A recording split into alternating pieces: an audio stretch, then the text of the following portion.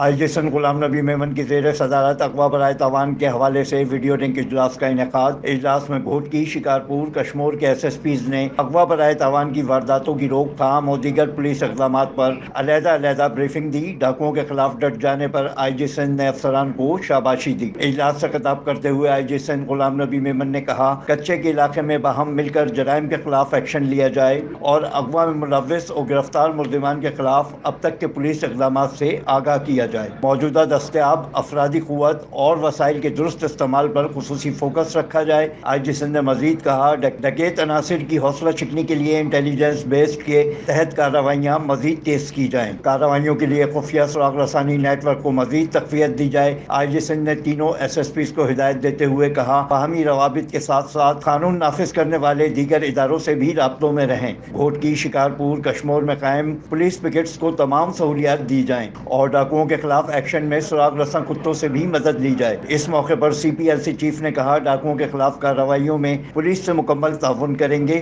اجلاس میں DIGs head quarter Sindh, CIA Karachi, CPLC chief, admin اور آپریشن سندھ لاجسٹک کے AIGs نے براہ راست، جبکہ DIG حیدرآباد، SSPs جامشورو اور قمر شہزاد کوٹ نے ویڈیو لنک کے ذریعے شرکت کی۔ Afzal Khan, C110 news, Karachi.